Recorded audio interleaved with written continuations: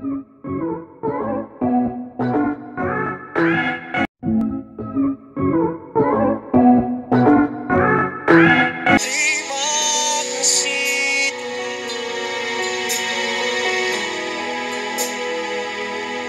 memuji Engkau Bapa kami.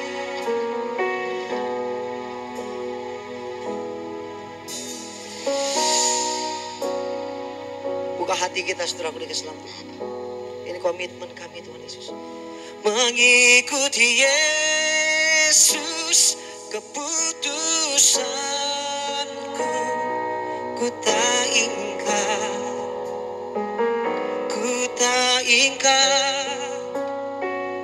Mengikut Yesus keputusanku, ku tak ingkar, ku tak ingkar.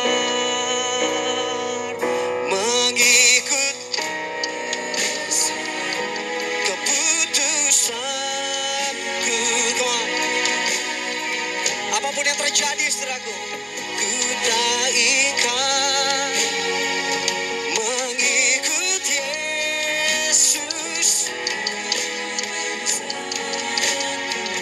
ku tak ingkar, ku tak ingkar. Tetap ku ikut Tuhan, tetap ku ikut walau sendiri,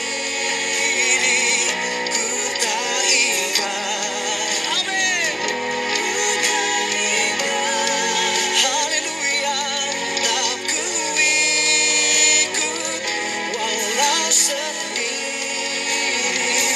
ku tak ingkar, ku tak ingkar. Salib di depan, salib di depan, dunia ku tinggal, ku tak ingkar, ku tak ingkar.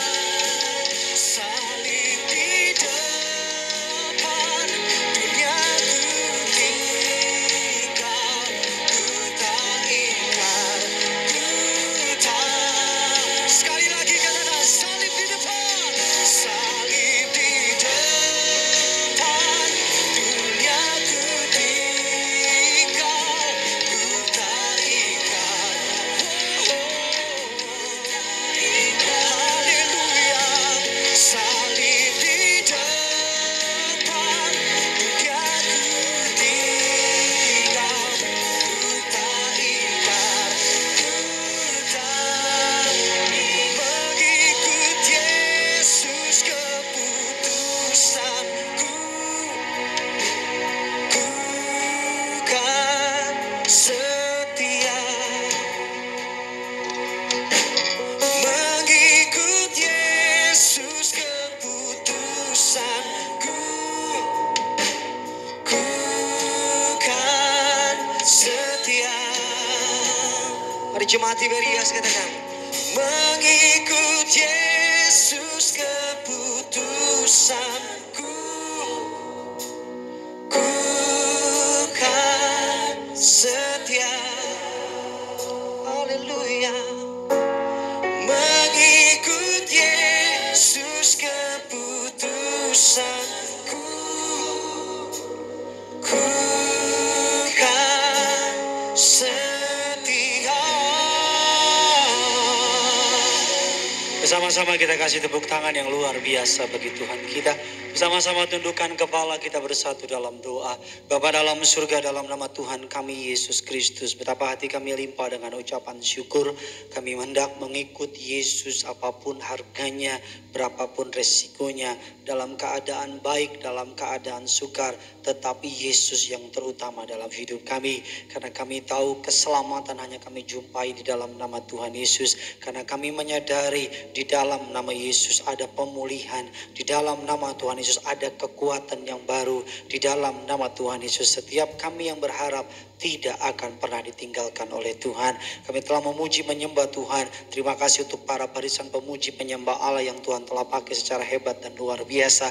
Tiba waktunya urapi hamba-Mu. Setiap kata kalimat ada tanda kuasa dan mukjizat. Taruh perkataan-Mu dalam perkataanku, taruh isi hati-Mu dalam hatiku, agar siapapun telinga yang mendengar, mereka datang ke tempat ini, baik ibadah offline, ibadah online, setiap mereka tanpa terkecuali pulang dari tempat ini, mukjizat demi mukjizat terjadi dalam hidup mereka.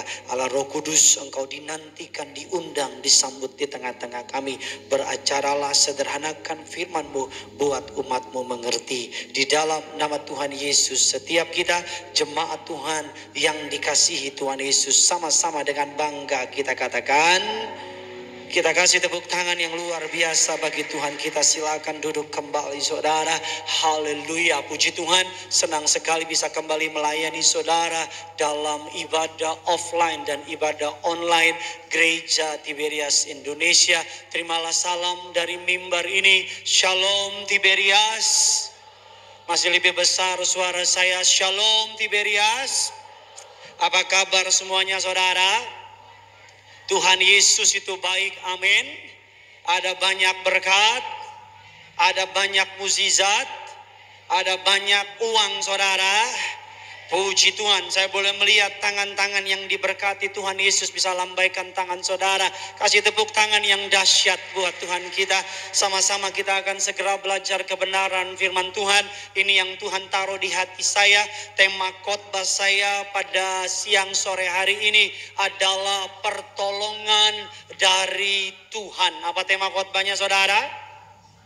Pertolongan dari Tuhan. Kita akan belajar dari apa yang menimpa bangsa Israel sehingga mereka dikalahkan oleh bangsa asing, sehingga mereka ditangkap, diperbudak dan menjadi orang-orang yang tidak berdaya, padahal mereka adalah chosen nation, bangsa yang dipilih, bangsa yang dikasih oleh Allah sendiri. Kita akan sama-sama belajar agar kejadian ini tidak menimpa saudara dan saya umat pilihan Allah. Yesaya 30 ayatnya yang ke-15 sampai dengan ayatnya yang ke-18. Kitab Yesaya 30 ayatnya yang ke-15 sampai dengan ayatnya yang ke-18. Kita baca bergantian. Saya baca ayatnya yang ke-15, saudara baca ayatnya yang ke-16, demikian seterusnya. Yang sudah di sana, sama-sama dengan saya katakan, saya pasti diberkati. Mantap, demikian firman Tuhan. Yesaya 30, 15 sampai dengan 18. Siapkan pulpen catatan saudara, karena saya yakin firman Tuhan ini pasti memberkati saudara. Sebab beginilah firman Tuhan Allah yang Maha Kudus, Allah Israel, dengan bertobat dan tinggal diam, kamu akan diselamatkan. Dalam tinggal tenang dan percaya terletak kekuatanmu, tetapi kamu enggan. 16 saudara.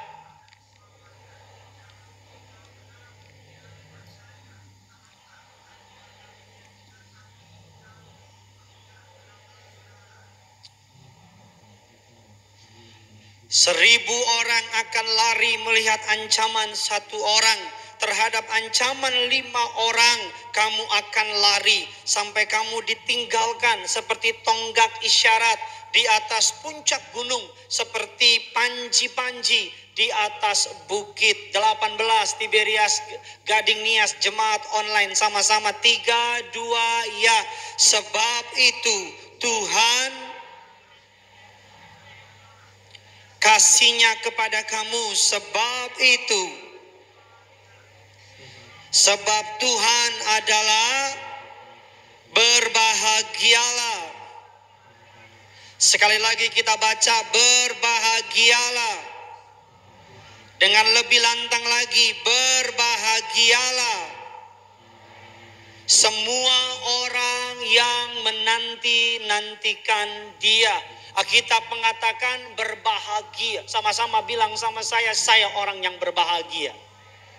Sama-sama bilang sama saya, karena saya menantikan Tuhan. Amin saudara. Alkitab yang janji kalau saudara menanti-nantikan Tuhan, kamu akan berbahagia. Apapun yang saudara nantikan hari ini, sore ini, dimanapun kau berada, di tempat ini ataupun di rumah saudara, Alkitab mengatakan ada satu pelajaran yang menarik yang dapat kita pelajari dari kisah Yesaya 30 ini saudara. Alkitab mengatakan latar belakang, background dari ditulisnya Yesaya 30 ini adalah pada masa pengepungan, pada masa penyerangan. Alkitab menggambarkan kerajaan Israel dipecah menjadi dua, kerajaan Israel dan kerajaan Yehuda. Alkitab mengatakan kerajaan Yehuda hendak diserang oleh bangsa Asyur. Bangsa Asyur pada masa itu adalah bangsa yang jaya, bangsa yang kekuatan militernya luar biasa, bangsa adidaya, super power, bangsa yang hebat dan luar biasa. Alkitab mengatakan celakanya pemimpin Raja Yehuda, Raja Israel pada masa itu bukan orang-orang yang bertobat, bukan orang-orang yang cinta Tuhan. Keadaan mereka kalau saya boleh berkata kurang lebih mirip dengan keadaan kita hari-hari ini, diselimuti oleh ketakutan, diselimuti oleh kekhawatiran, dikejar-kejar oleh ketakutan. Pandemi ini membuat 7 miliar orang di muka bumi bertekuk lutut. Pandemi ini membuat ekonomi berhenti total. Pandemi ini membuat saudara dan saya nggak punya banyak pilihan. Bahkan pandemi ini mengajarkan manusia sesuatu hal yang sangat sederhana. Kita diajar bagaimana mencuci tangan yang benar. Di saat kita sedang bersiapkan pergi ke bulan. Betul apa tidak? Orang-orang pintar diajar bagaimana memakai masker yang benar. Kita diajar hal yang paling basic yang pernah ada. Bagaimana cuci tangan yang benar. Cuci tangan demikian diputar-putar, digini-giniin, dan seterusnya dan seterusnya. Pandemi ini kurang lebih keadaan yang mirip dengan apa yang terjadi pada bangsa Israel pada masa itu. Ayat ini dikenal dalam istilah teologi, verse ini atau paragraf ini atau perikop ini. Dalam istilah teologi dikenal sebagai perikop in perpetuam rememoriam. Ini ayat dalam istilah teologi disebut sebagai kesaksian selamanya. Sama-sama bilang sama saya, kesaksian selamanya. Kesaksian selama supaya apa? Ini dijadikan tonggak, Alkitab bilang di atas bukit. Ini dijadikan sebagai isyarat di atas bukit. Agar siapapun yang melewati tempat itu, siapapun yang membaca ayat ini, mereka kembali disadarkan. Kenapa dibilang in perpetuam rememoriam? Dikatakan demikian, bahwa untuk mempermalukan orang-orang masa lalu dan masa kini. Ayat ini ditulis supaya tidak ada orang yang terhilang. Ayat ini ditulis verse Yesaya 30 sampai dengan selesai. Supaya saudara dan saya bisa mengambil keuntungan. Keuntungan apa? Kejahatan yang bangsa Israel lakukan. Supaya saudara dan saya tidak perbuat, katakan amin. Kesalahan yang bangsa Israel lakukan supaya saudara dan saya Israel rohani tidak lakukan, katakan amin. Kejahatan yang mereka perbuat dalam ayat ini supaya saudara dan saya tidak lakukan. Makanya isunya bagaimana saudara dan saya bisa mengalami pertolongan Tuhan. Bangsa Israel, kalau saudara baca Yesaya 7 ayatnya yang ke-9 dan sebagainya, Yesaya 30 dan seterusnya, saudara lihat bangsa Israel ditangkap, ditawan, dibuang sebagai pembuangan dan sebagainya. Bagaimana saudara dan saya tidak mengalami itu dan keluar dari kesulitan dan mengalami pertolongan Allah. Saudara siap diberkati di Berias Gading Nias. Yang siap diberkati bisa lambaikan tangan suruh saudara, kasih tepuk tangan dulu yang luar biasa bagi Tuhan kita. Yang pertama, bagaimana saudara dan saya bisa mengalami pertolongan Tuhan. Yang pertama dikatakan demikian, bertobat. Poin yang pertama, mengalami pertolongan Tuhan dengan bertobat. Bagaimana mengalami pertolongan Tuhan dengan apa? Lebih semangat lagi, bertobat. Sama-sama 1, 2, 3. Pinter anak-anak. Cara mengalami pertolongan Tuhan gak lain gak bukan. Bangsa Israel, kalau saya baca perikop Yesaya 30, perikop di atas. Bukan Mesir, tapi Tuhan yang memberi pertolongan. Mesir pada masa itu adalah gambaran jaminan. Mesir pada masa itu adalah gambaran kekuatan, gambaran adidaya juga. Tapi yang menolong saudara dan saya, Mesir zaman sekarang, mungkin kekayaan, mungkin harta, mungkin koneksi. Yang menolong saudara bukan hartamu, bukan koneksimu, bukan jabatanmu, tapi Tuhan yang menolong saudara. Siapa yang menolong saudara? Tuhan. Karena bangsa Israel, mereka kalau sudah baca dalam Yesaya 30 ayat 1 sampai dengan ayat yang ke-7, mereka menolak pengajaran Allah. Mereka menolak isi hatinya Tuhan. Bahkan nabi-nabi, para penglihat, para nubuat, orang-orang yang memberi berita-berita tentang pertobatan ditolak oleh Allah. Ada 5 dosa bangsa Israel di pimpinan Raja Ahaz. Dosa yang pertama, mereka mencari perlindungan di luar dari Allah itu sendiri. Mereka memberontak kepada Allah. Dikatakan bahwa mereka suka berbohong, enggan mendengarkan pengajaran akan Allah. Dan yang terakhir, mereka menolak hamba siapa? Hamba Tuhan. Makanya saya mau bilang sama saudara, Allah nggak dapat tolong kita kalau kita tidak hidup dalam pertobatan. Katakan amin. Allah nggak dapat buat sesuatu sama kita. Langkah pertama, bukan telinganya nggak kurang tajam, bukan tangannya nggak kurang panjang, tapi yang menjadi penghalang antara saudara dan saya dengan Tuhan adalah apa? Adalah dosamu. Alkitab menggambarkan Allah telah melakukan begitu banyak cara. Sebelum Allah melepaskan bangsa Israel sebagai budak, Allah telah mengingatkan dengan segala macam cara kepada bangsa Israel. Tapi ingatan-ingatan, teguran-teguran dari Allah kepada bangsa Israel dianggap angin lalu. Saya orang yang percaya sebelum Tuhan mengajar kita, yang pertama kali pasti Tuhan cari cara supaya kita bertobat. Sedikit kata amin membantu khotbah saya. Terlambat saudara. Saya tahu khotbah tentang pertobatan khotbah yang kurang populer. Karena saya tahu kalau khotbah tentang berkat, jemaat berbondong-bondong. Saya nyiapin khotbah ini kurang lebih Selasa atau Rabu. Saya ganti khotbah, saya pengen bahas soal iman, main di zona aman supaya jemaat nggak tersinggung. Karena saya bilang, Tuhan, jemaat lagi banyak masalah, masa saya selalu ingetin untuk bertobat. Tapi ketika udah nyiapin khotbah yang lain, Tuhan bilang sama saya, dia nggak ngomong audible, dia nggak bilang Gideon, no. Tapi dia bilang sama saya, kamu pakai khotbah yang pertama. Saya bilang, Tuhan keras banget soal pertobatan. Tuhan bilang, takut Tuhan apa takut manusia? Saya bilang, takut jemaat Gading Nias Tuhan. Saya pernah diundang khotbah oleh jemaat saudara, duduk diundang di rumahnya khotbah. Tuhan taruh di hati saya satu perkataan yang keras untuk orang yang mengundang saya, tapi saya tahan-tahan. Pulang dari rumah itu hati saya gelisah. Roh Kudus ingetin saya untuk bilang, jangan tahan-tahan dong.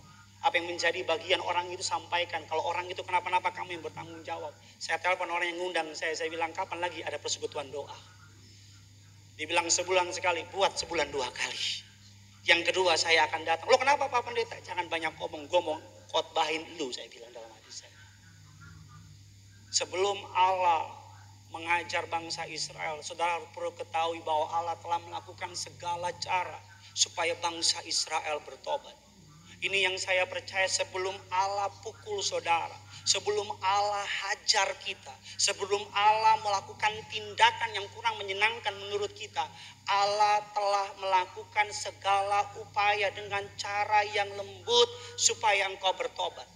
Tetapi kalau engkau tidak mau mendengar juga, Alkitab katakan, barang siapa ku kasihi, ia ku hajar, ia ku tegur. Saya sebelum saya menikah, kalau saya lagi main PS sama abang saya di lantai 20, kebetulan lantai kami ada 30 lantai. Orang kaya. Saya lagi main PS di lantai 2, lagi main PS sama abang saya. Mama saya di lantai 1 siapin makanan, dia teriak, Bontat, Johnny, Richard. Itu rumah siapa ya?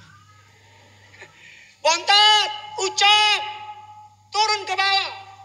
Kami pada bilang, sebentar mah, lagi main.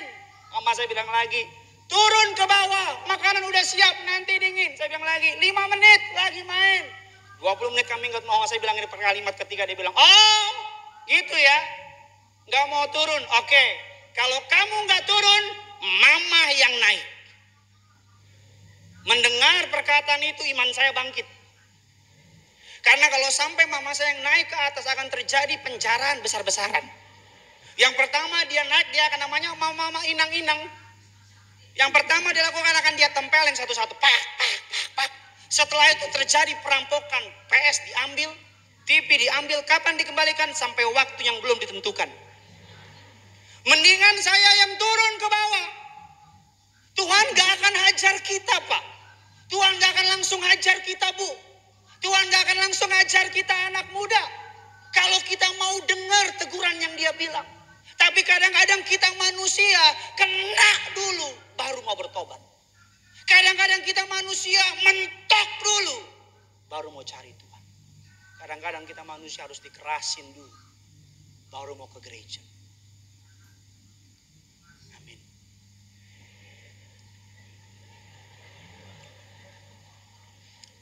Pandemi nggak berubah, saudara. Anak saya tiap kali bangun pagi, kesukaan dia itu, dia kalau lihat saya, dia bilang ngeng. Ngeng itu artinya mobil. Itu bahasa Ibrani kuno. Hanya orang-orang pandai cerdas yang tahu arti itu. Jadi saya naik mobil, dia main ngeng, ngeng, ngeng. Mantap. Jadi dia ngeng, selesai, pencet, maksudnya pencet. Ya kan, itu S3 aja nggak ngerti. Jadi turun, sampai dia turun lagi, dia bilang ngeng, naik lagi ngeng. Sehari bisa 5-6 kali ngeng. Saya udah mirip ojek online. Nah, suatu ketika dia nggak mau turun dari mobil. Saya bilang, gini, turun yuk. Ini kurang lebih udah sejam nih. Ini kalau papa narik udah lumayan nih. Tambah-tambah. Enggak. Saya ngomong, gini, ayo turun. Nada pelan, nada lembut. Kuncinya masih kunci C. Enggak, naik overtone D. Masih enggak ke E sampai ke A. Gene, siantarmennya keluar. Mata melotot, bibir pecah-pecah. Minum penyegar. Larutan cap kaki gajah. Khotbah apa sih? Saya nggak langsung marah sama anak saya. Enggak. Saya selalu berusaha, kalau dia sakit, saya sakit. Kadang-kadang kita suka teriak, Tuhan kenapa Tuhan pukul saya? Kadang-kadang Tuhan bilang, lu bebal sih. Tuhan kenapa Tuhan izinkan saya begini? Tuhan bilang, lu sih kebangetan. Kadang-kadang Tuhan tegur kita dari hati nurani. Hati nurani nggak mempan dari firman Tuhan. Firman Tuhan gak mempan, hamba Tuhan. Hamba Tuhan gak mempan kejadian dari orang lain. Persis dosa yang kita lakukan, orang lain ketahuan. Roh Kudus bilang, kalau kamu gak bertobat, nextnya kamu. Masih gak mempan juga. Jangan marah sama Tuhan kalau Tuhan permalukan. Kalau engkau hari ini punya perselingkuhan dan kau jago mengupet dan kau bilang, udah 3 tahun gak ada yang tahu. Saya mau bilang bukan karena engkau hebat, tapi karena Tuhan kasih kesempatan engkau untuk bertobat. Memang yang amin-amin semua, cabang ibu-ibu semua. Ada ibu-ibu bilang, amin. Dapat kena nantinya Anak-anak muda, kalau engkau melayani Tuhan tapi hidup masih berantakan dan gak ada yang tahu, bukan karena engkau hebat. Saya selalu bilang, rajin ke gereja tidak menjadikan engkau anak Tuhan. Rajin ke istana negara belum tentu engkau presiden. Rajin ke yang namanya kantor polisi tidak menjadikan engkau polisi. Rajin ke kelurahan belum tentu engkau lurah. Rajin ke gereja belum tentu menjadikan engkau anak Tuhan. Papa Riaji dalam mimpi penglihatannya dibawa ke neraka. Diperlihatkan di neraka ada banyak orang Kristen. Papa Riaji tanya sama Tuhan, kenapa ada banyak orang Kristen? Jawab Tuhan kepada Papa Riaji, yang pertama orang Kristen yang terlambat bertobat. Saudara boleh cinta Tuhan, tapi kalau saudara nggak bertobat, saya mau bilang sama saudara, Kristen nggak akan nyelamatin saudara, karena Yesus yang menyelamatkan, bukan agama. Yang kedua, orang Kristen yang tidak mengakui karya keselamatan Tuhan di kayu salib. Yang ketiga, orang Kristen yang terlambat minta ampun.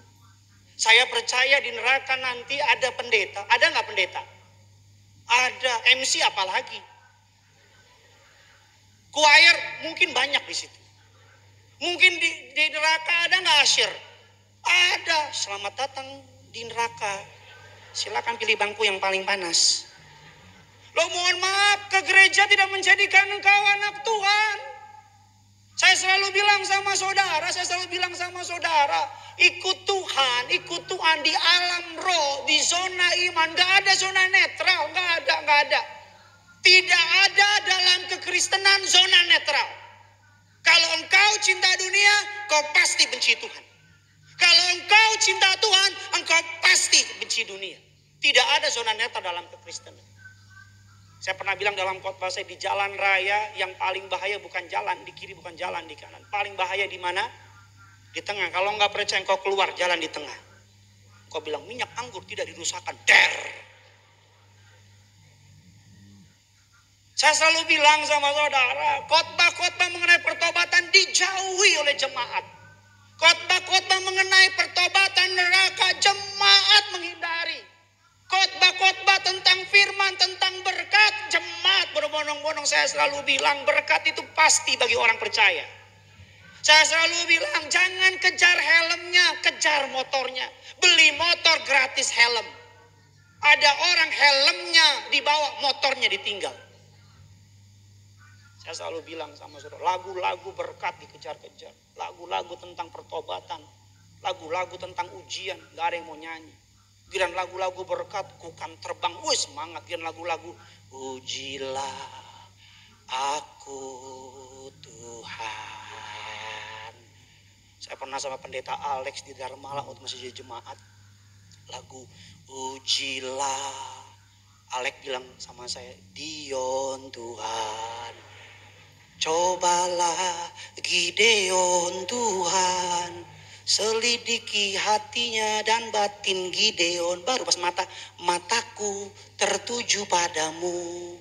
Saya bilang lontong lu, saya bilang lu. Lagu-lagu yang ujian jemaat giran ujilah. Cobalah dia Tuhan. Geran refnya aja, ku nyanyi, sampai moncong.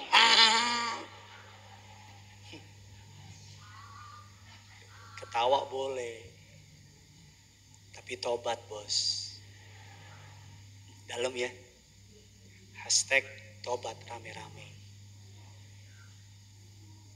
Alkitab katakan demikian. Saya udah diangkat papannya sama event. Saya kadang-kadang mikir ini gereja apa tempat tinju ya. Papannya diangkat gitu. Kita lihat firman Tuhan.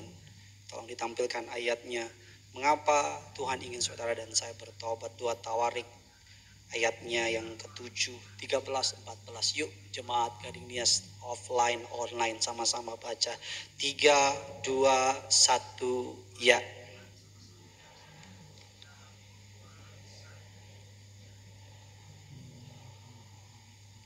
Bila mana aku melepaskan penyakit sampar COVID-19 di antara umatku, dan 14 yuk, dan umatku, yuk dengan lantang 1, 2, 3, dan umatku yang atasnya namaku disebut merendahkan diri, berdoa dan lalu berbalik dari jalan-jalannya yang jahat sama-sama dengan bangga, maka aku akan mendengar dari surga dan mengampuni dosa mereka serta memulihkan negeri mereka. Kenapa kadang-kadang kita udah doa, kita udah puasa, kadang-kadang kita udah datang ke gereja, tapi kenapa things gak berubah? Gak ada progres. Kadang-kadang mungkin karena kita belum sungguh-sungguh bertobat sama Tuhan. Dosa mengurangi kualitas hidup kita. Dosa membuat kita tumpul dengan pendengaran akan janji Tuhan. Dosa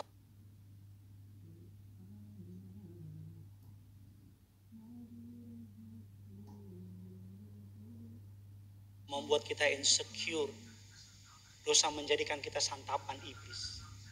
Alkitab katakan bangsa Israel bangsa pilihan. Tapi ketika mereka nggak mau taat sama Allah, Allah menyerahkan mereka kepada bangsa fasik. Saudara pikir saudara lebih hebat dari orang-orang Israel. Orang Israel aja yang Yesus berjalan di tanah mereka. Selama mereka tidak mendengar firman Tuhan, Allah menyerahkan mereka kepada orang fasik. Allah mengizinkan negara mereka dihancurkan. Walaupun janji Tuhan tetap senantiasa ada bagi bangsa Israel. Katakan amin. Tapi saya selalu bilang sama saudara, kita Israel rohani. Kalau saudara nggak bertobat, 2020 ini akan lebih mengerikan sama saudara. Lebih lagi mengerikan. Bagaimana saudara dan saya bisa keluar dan mengalami pertolongan Tuhan. Yang pertama saya pelajari, maafkan saya. Saya nggak bisa memperbaiki atau memanis-maniskan firman Tuhan. Saya nggak bisa sugarcoat gitu, dibikin keren-keren gitu. Yang pertama adalah bertobat. Sama-sama bilang sama saya mau bertobat Tuhan. Karena pertobatan bukan proses 1-2 hari. Pertobatan adalah proses seumur hidup. Itu kata Ibu Gembala Sidam. Dan saya renungin betul. Saudara bangun pagi bertobat. Tidur besok lagi bangun pagi bertobat. Tidur besok lagi bangun pagi bertobat. Day by day. Hari demi hari. Kita bangun tiap hari kita bertobat. Yang kedua, bagaimana saudara dan saya dapat mengalami pertolongan dari Tuhan. Yang pertama dengan bertobat. Yang kedua, yuk sama-sama kita buka firman Tuhan. Markus 4 ayatnya yang ke-39 sampai dengan ke-40. Jemaat Tuhan dimanapun kau berada, sama-sama kita baca. 3, 2, 1, ya.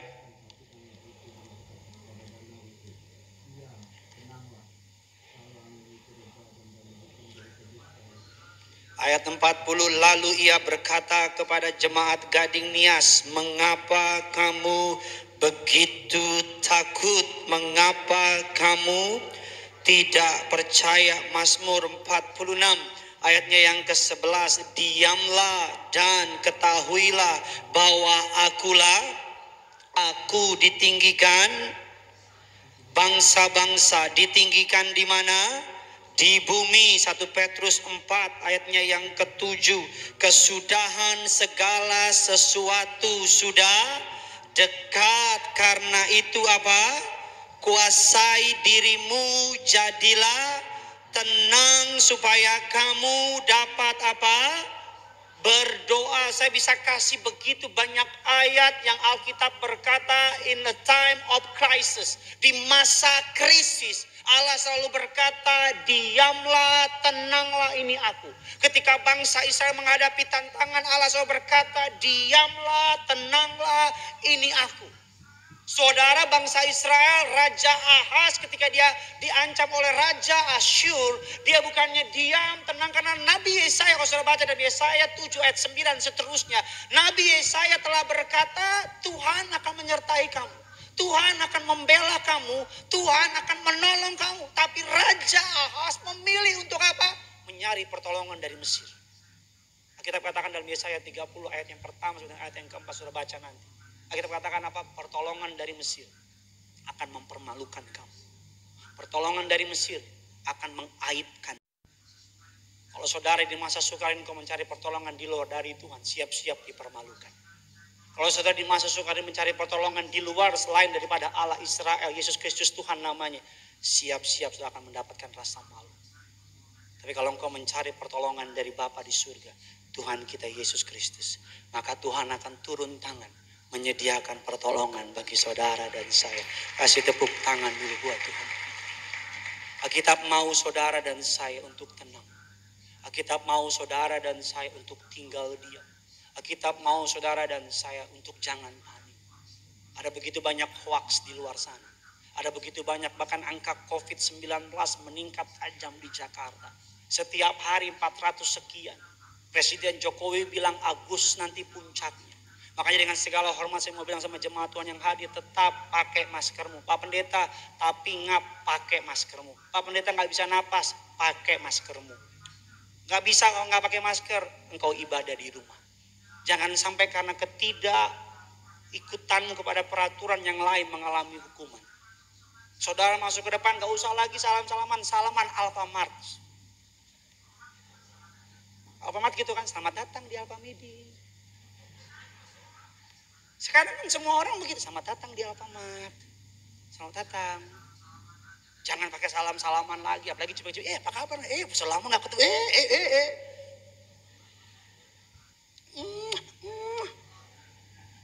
Corona.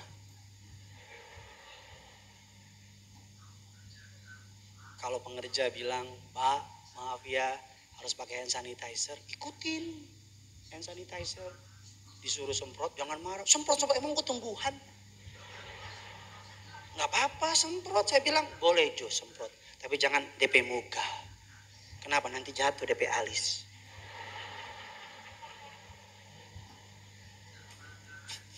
Saya pernah bilang ada encim-encim datang ke Gading Nias.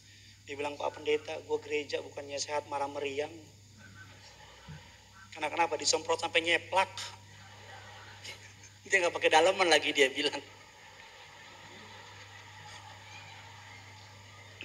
Jadi yang belakang semprot, yang depan semprot. Ya kuyup lah. Pulang ke rumah, suami nanya, lu baru dibaptis? Amang tahe, amang tahe. Alkitab katakan ketika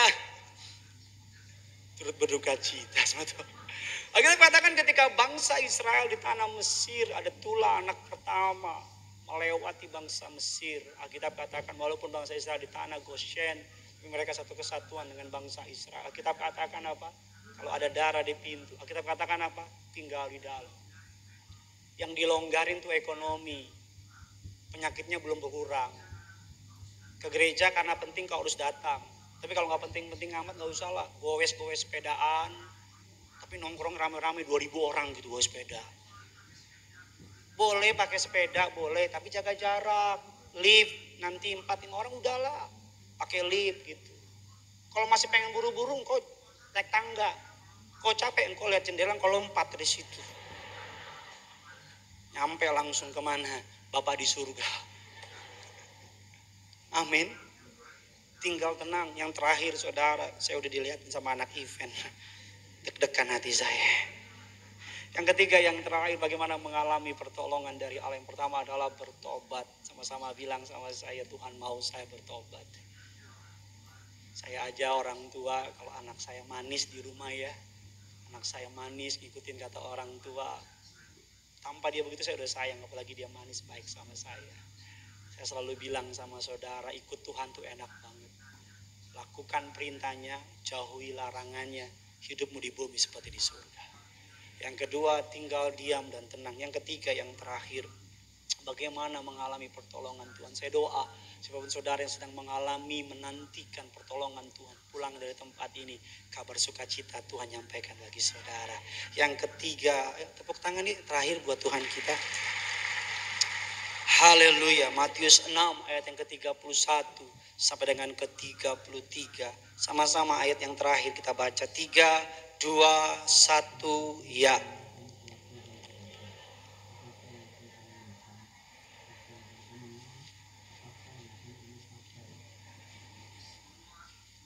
Semua itu dicari bangsa-bangsa. Ayat yang ke-30 tolong diklik. Semua itu dicari bangsa-bangsa yang tidak mengenal Allah, akan tetapi apa? Yang di surga tahu bahwa kamu apa?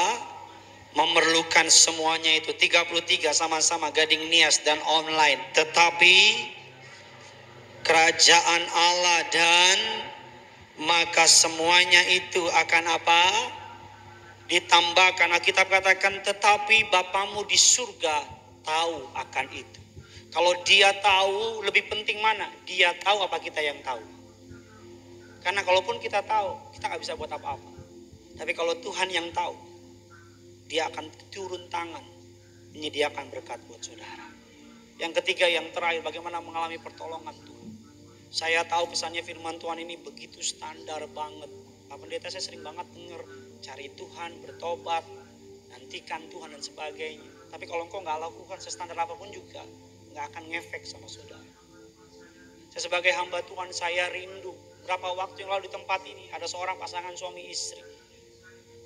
Datengin saya, dia cerita temennya seorang pengusaha. Bukan lagi udah di sini airnya, istilahnya air itu istilah masa sukar. Udah sampai masuk ke hidung. Udah gak tahu mau buat apa. Ada seorang pengusaha bangun apartemen dengan nilai apartemen omsetnya saudara 1 triliun. Tiba-tiba COVID datang ngajar mereka semua. 300 orang udah dealing untuk beli apartemen. Ketika COVID ini datang, 300-300 cuma sisa beberapa unit, narik uangnya. Dibilang dipotong gak apa-apa. Mereka hubungi saya dan bilang, Pak Pendeta, what should we do? Apa yang harus kita lakukan? Bagaimana cara melewati ini? 7 miliar orang di dunia bertekuk lutut karena penyakit ini. 7 miliar orang di dunia gak bisa buat ekonomi, dipaksa stop karena penyakit ini. Yang ketiga, yang terakhir, bagaimana saudara dan saya bisa keluar menantikan pertolongan Tuhan. Gak lain, gak bukan percaya dan menanti-nantikan Tuhan. Sama-sama bilang sama saya percaya sama Tuhan. Sama-sama bilang sama saya mau menantikan Tuhan.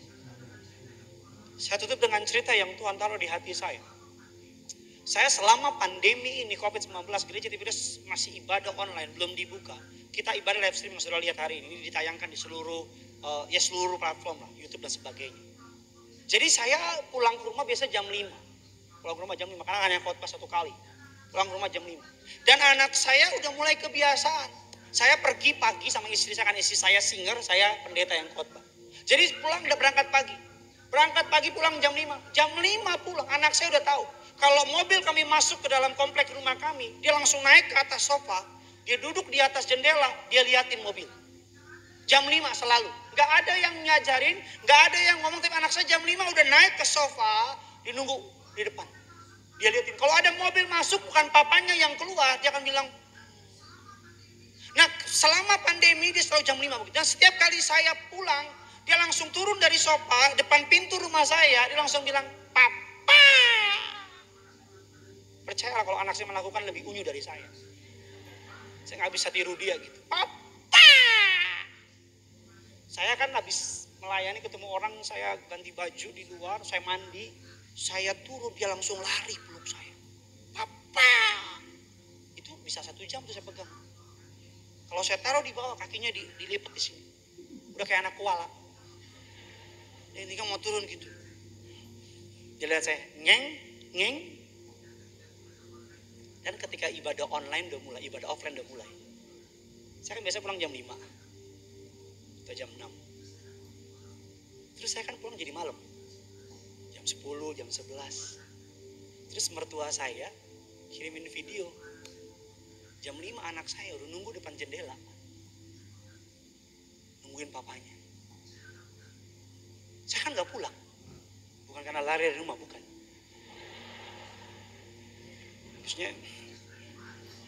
Habisnya saudara diem aja sih, ya ngomong apa saya.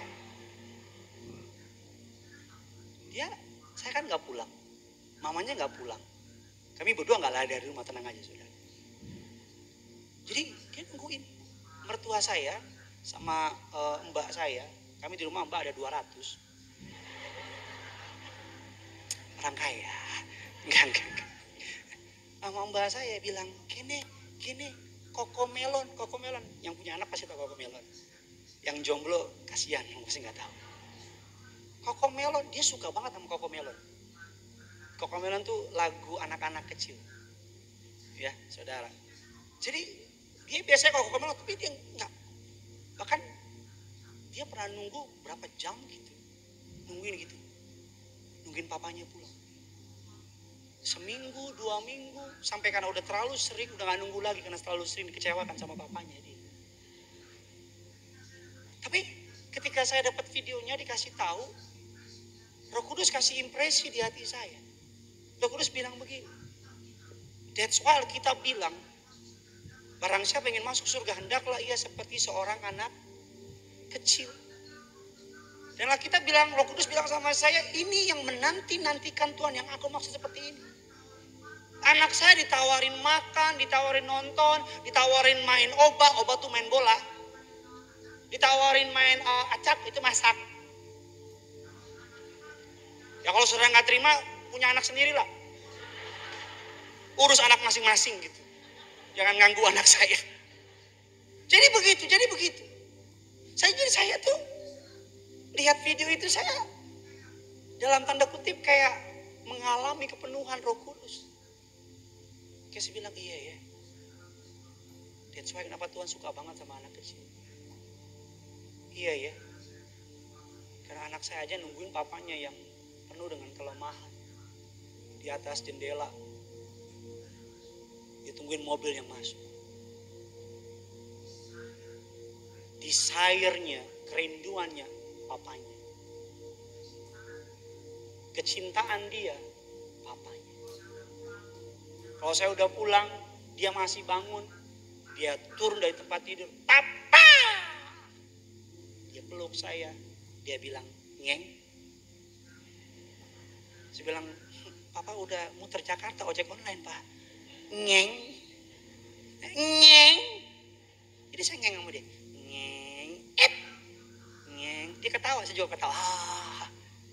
Kadang-kadang bisa ngulang 20 kali. Ngeng. Ngeng. Ngeng. Tapi itu dia. Kalau engkau menanti-nantikan Tuhan seperti anak kecil inilah. Apapun yang menawarkan saudara untuk meninggalkan penantianmu sama Tuhan, kau gak akan lepas. Karena engkau tahu tidak ada satupun yang dapat membandingkan dari kasih Allah yang akan kita terima kalau kita mau setia. Selamat hari Minggu. Shalom, damai sejahtera Allah atas saudara dan saya. Tutup Alkitab kita. Kita kasih tepuk tangan yang luar biasa. Sama-sama kita bangkit berdiri. Kita datang sama Tuhan.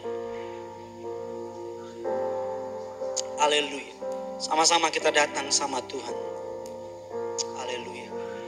Ku yakin saat kau berfirman, ku menang saat kau bertindak. Hidupku hanya ditentukan oleh perkataanmu.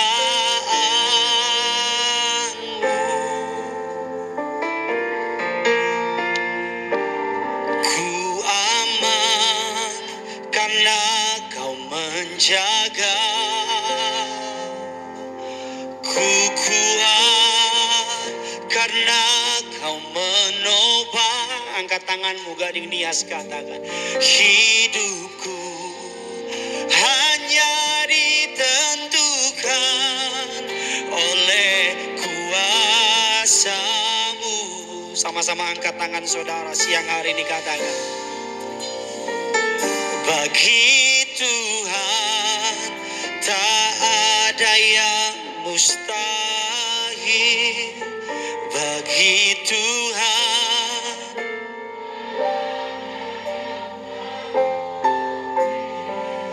mukjizatnya. Dengan imanmu siang hari ini katakan, ku diangkat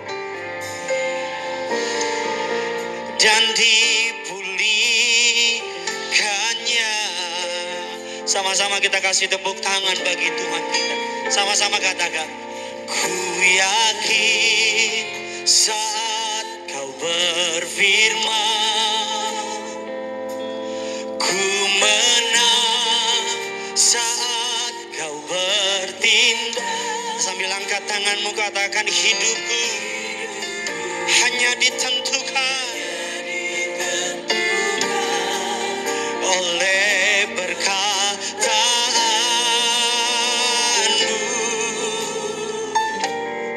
Kami aman Tuhan, ku aman karena kau menjaga. Ku kuat karena kau menolong. Dengan imanmu katakan, hidupku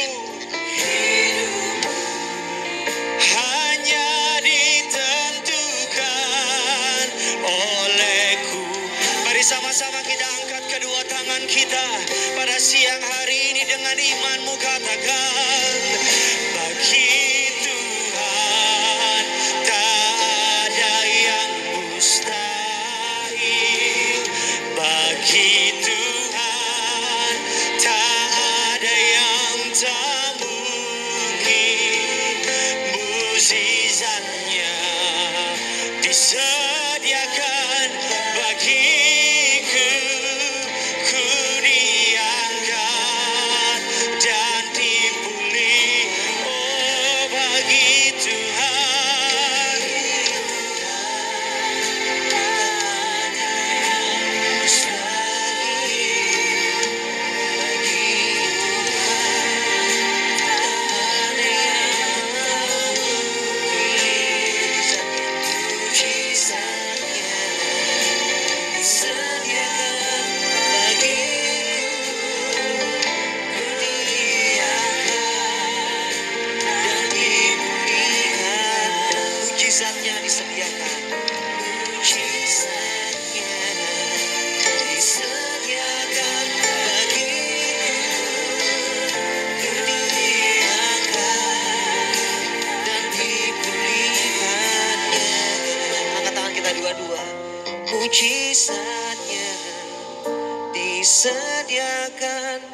gigiku ku diangkat